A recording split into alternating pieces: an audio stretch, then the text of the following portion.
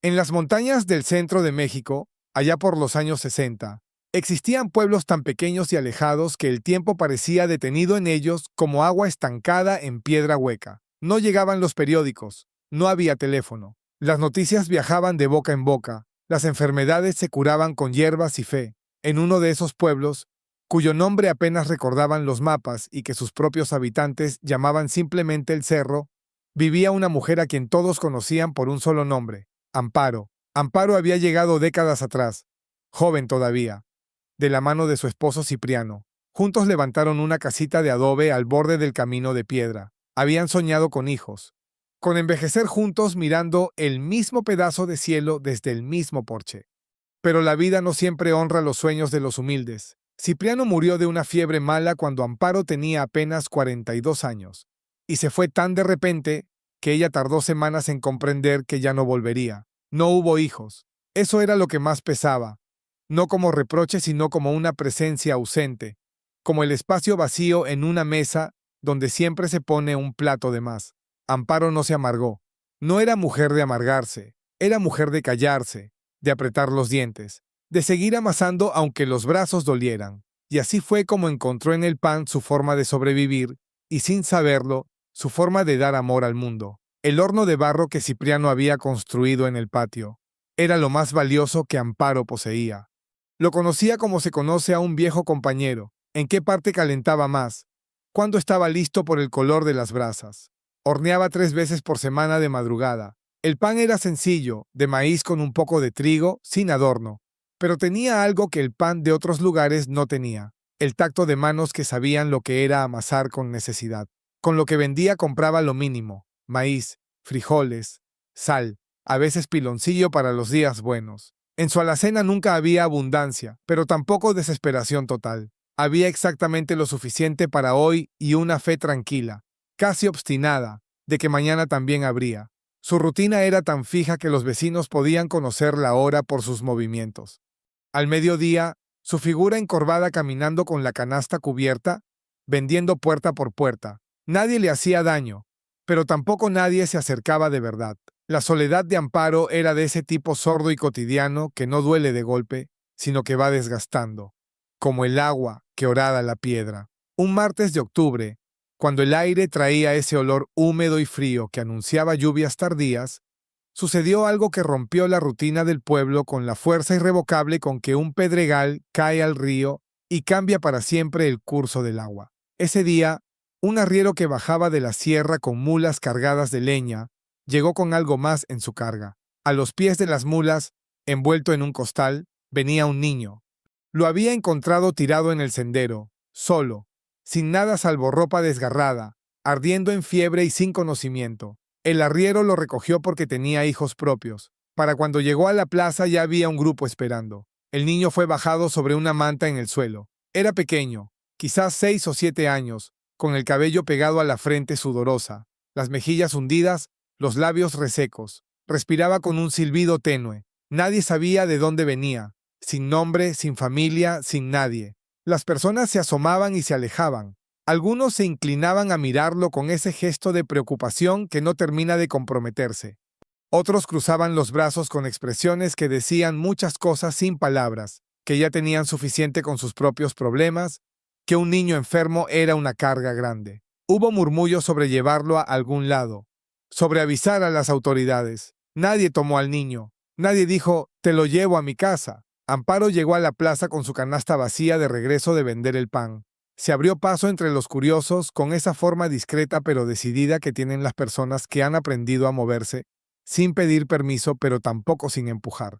Se arrodilló despacio con el crujido de rodillas que ya no son jóvenes y le puso la mano en la frente. El calor que sintió era el de una fiebre peligrosa, de esas que si no se atienden a tiempo, pueden llevarse a un adulto y con más razón a un niño tan flaco. Se quedó arrodillada un momento más, mirando esa cara inconsciente con una expresión que tenía algo de reconocimiento, como si viera algo que conocía de mucho tiempo atrás. Se levantó, miró a los vecinos reunidos. Nadie sostuvo su mirada por mucho tiempo. Entonces Amparo hizo lo que había aprendido a hacer cuando la situación era grande y los recursos eran pequeños. No preguntó si podía, simplemente se puso a caminar. Fue directamente a su casa. Abrió la lata de hojalata donde guardaba el dinero. Adentro estaba todo lo que había ganado en el último mes. El puñado de monedas que eran exactamente lo que necesitaba para comprar harina, maíz y frijol. Era su reserva, su tranquilidad, la diferencia entre comer y no comer. Las tomó todas, no las contó, no calculó cuánto le quedaría. Las envolvió en un trapo, se las metió al bolsillo y volvió a la plaza. El médico del pueblo era don Severino, que ejercía su profesión con una mezcla de vocación y pragmatismo que lo hacía respetado. Amparo fue directamente a su casa. Tocó la puerta fuerte y sin dudar, le dijo lo del niño, que estaba grave, que necesitaba medicina ahora mismo. Y antes de que don Severino pudiera preguntar por el pago, ella sacó el trapo del bolsillo y lo abrió sobre la palma extendida. Don Severino la miró a ella, tomó su maletín. Cuando el médico llegó a la plaza y comenzó a atender al niño, algo pasó entre los vecinos que era difícil de nombrar, pero que todos sintieron. Fue como un cambio de temperatura. De repente, la gente que había estado con los brazos cruzados empezó a moverse, a ofrecer agua caliente, a buscar una cobija. Pero Amparo ya no estaba en la plaza. Había vuelto a su casa. Entró, cerró la puerta, se sentó frente a la alacena abierta. Un puñito de harina, un poco de sal, una mazorca seca olvidada. Eso era todo. Amparo la miró un buen rato. Luego cerró los ojos y se quedó muy quieta, simplemente estando ahí en ese silencio que es anterior a todas las palabras. Bueno, dijo en voz muy baja, ya veremos mañana, y se fue a dormir. Los días que siguieron fueron días de escasez real. Amparo comió lo que había, nopales del patio hervidos sin sal, las pocas hojas de cilantro que crecían pegadas a la pared, agua hervida con cáscara de naranja seca. El cuerpo se quejaba, pero ella no se lamentaba en voz alta, ni iba de puerta en puerta a contar lo que había hecho. No esperaba que el gesto fuera conocido ni premiado. Lo que no sabía era que el gesto ya era conocido. Don Severino, mientras atendía al niño, había preguntado quién había pagado. El arriero se lo dijo, y así la historia de las monedas de Amparo corrió por el pueblo. Lo que tocó en los vecinos no fue la admiración, al menos no al principio. Lo primero fue la vergüenza. Ellos habían estado mirando al niño tirado y ninguno había movido un dedo hasta que una vieja sin dinero vació su única alcancía. Ese dolor no se puede justificar ni sacudir de encima. La primera en ir fue Hortensia, la mujer del herrero. Llegó con un costal de harina y lo dejó en la puerta con solo un trae, esto dicho, en el tono de quien cumple algo que debería haber hecho antes. Después llegaron otros. El viejo Macario con elotes y frijol, la vendedora con tomates y cebolla, el carpintero con leña seca. Cada visita era breve, sin pompa. Era como una deuda que se paga en silencio, con la cabeza un poco baja. Cuando el horno volvió a encenderse, el olor a pan recorrió el pueblo de madrugada y más personas que de costumbre llegaron a comprarlo, incluyendo quienes antes pasaban de largo. Muchos querían pagar más de lo que valía cada pieza. Amparo no siempre se los permitía, pero algunas veces sí. Mientras tanto, el niño se recuperaba. Don Severino atendió al niño durante 3 días, vigilando la fiebre con la paciencia de los médicos de pueblo. El niño empezó a responder el segundo día, la fiebre cedió, el color volvió a sus mejillas, y los ojos, cuando se abrieron, eran grandes y oscuros y miraban con esa mezcla de confusión y cautela. No recordaba su nombre o no lo decía. Cuando alguien le hablaba con brusquedad, se encogía como si esperara un golpe. El pueblo lo llamó Mateo, que era el nombre del santo del día en que el arriero lo había traído. Y con ese nombre se quedó. El asunto de quién se haría cargo de Mateo se resolvió sin que nadie lo organizara. Cuando estuvo suficientemente recuperado para caminar, sus pasos lo llevaron a la casa de Amparo. Y cuando ella le abrió la puerta y lo miró, no dijo vete a otra parte. Lo miró, se hizo a un lado y el niño entró. Le hizo un espacio en el cuarto, un petate limpio en la esquina más abrigada. Le dio una cobija que había pertenecido a Cipriano, guardada en el baúl no para usarla sino para conservar algo de él. Fue la primera vez en muchos años que esa cobija salió del baúl, y cuando la vio en manos del niño, sintió algo que era al mismo tiempo pérdida y continuación. Los primeros días, Mateo no hablaba casi. Comía con una concentración intensa y silenciosa que revelaba cuántos días había pasado sin comer bien. Dormía largas horas con el sueño profundo de quien está recuperando algo que le faltaba desde hace mucho. Cuando Amparo trabajaba en el patio, él se sentaba en el escalón de la puerta y la miraba sin molestar. Poco a poco fue hablando. Un día le preguntó por qué brillaba el fuego del horno de esa manera. Amparo le explicó. La madera tenía dentro agua y luz guardadas y cuando se quemaba la soltaba. Mateo escuchó con una atención tan completa que Amparo siguió hablando sin proponérselo, explicándole cómo funcionaba el horno, por qué la masa necesitaba reposar. Desde esa tarde las palabras entre ellos fluyeron con más naturalidad.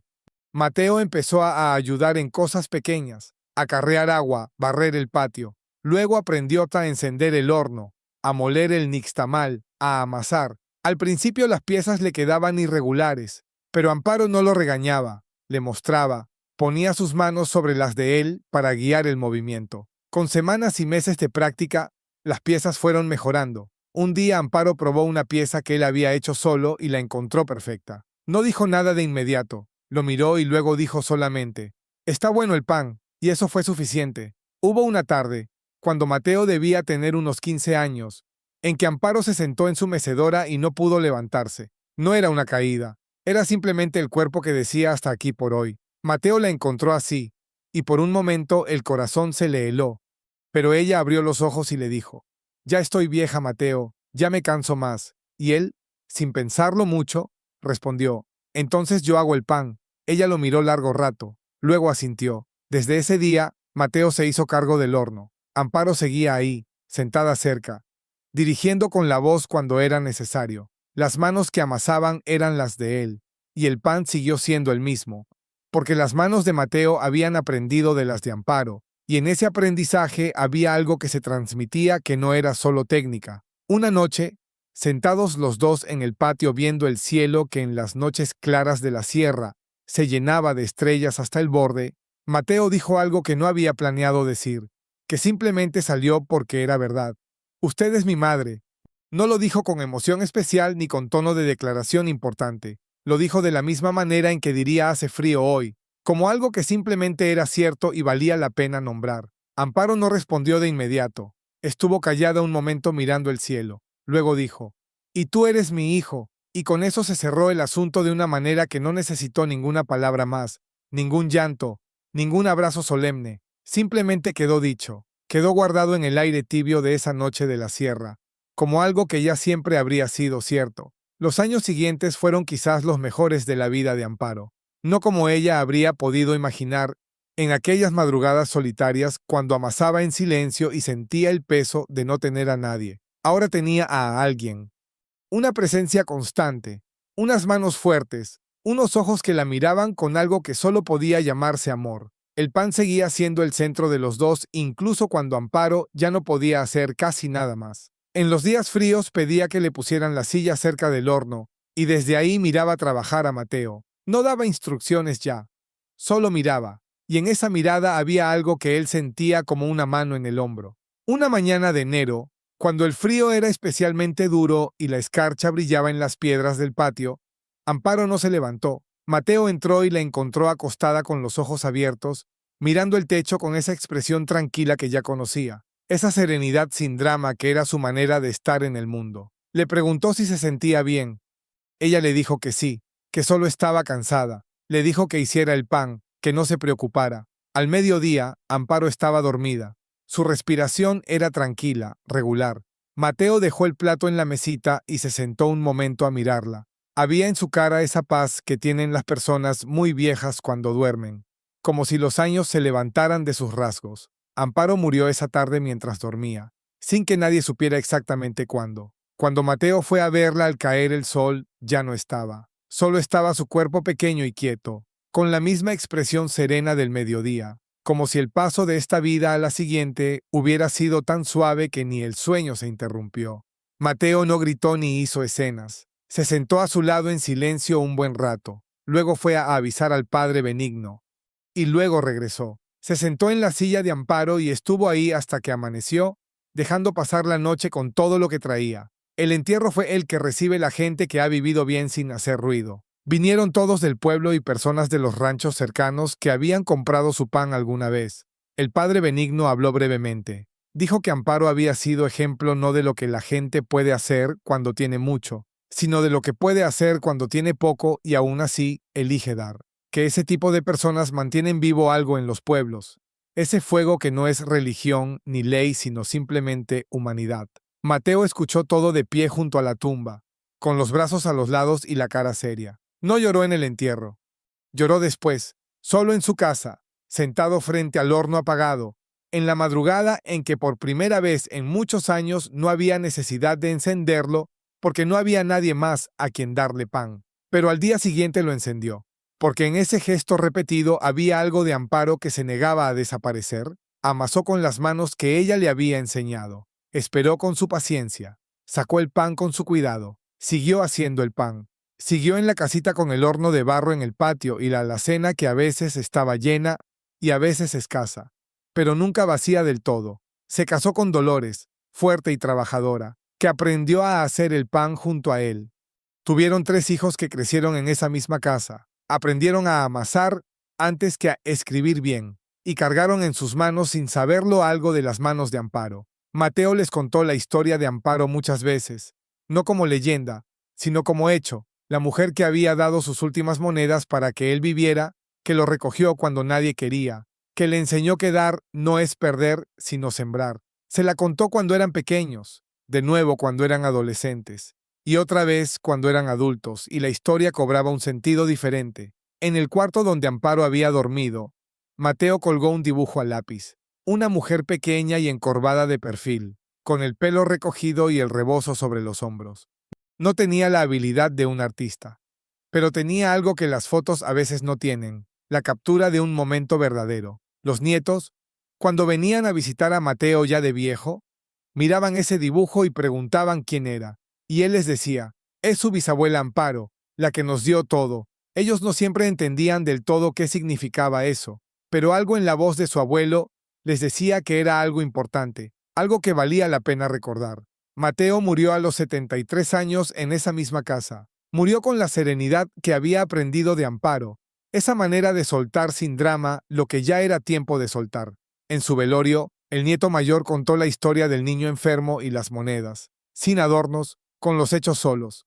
Y la gente que escuchó se quedó callada, con ese silencio que es la respuesta más honesta ante algo verdadero. La lección de Amparo no era algo que se pudiera resumir en una frase. Era algo que se entendía solo siguiendo sus consecuencias. El niño que vivió, el hombre que fue, el pan que siguió haciéndose, los hijos que aprendieron, los nietos que escucharon. La generosidad verdadera no es un acto aislado, es algo que se transmite y se vuelve parte de la forma en que una familia ve el mundo, que se mete en las manos de quien amasa el pan y en la voz de quien cuenta la historia, y no se acaba aunque quien lo inició haya muerto hace mucho. Amparo no supo nunca lo que había puesto en marcha esa tarde. No vivió para ver a los nietos ni para oír la historia contada por otras bocas. Pero quizás eso es precisamente lo que define la generosidad verdadera, que no necesita ver su resultado para ser real, que ocurre completa en el momento en que se da, sin condición ni cálculo. Y eso que parece tan poco, apenas un puñado de monedas viejas entregadas sobre una palma extendida en una tarde de octubre en un pueblo que ni siquiera aparecía en los mapas, fue en realidad todo, fue exactamente todo lo que hacía falta.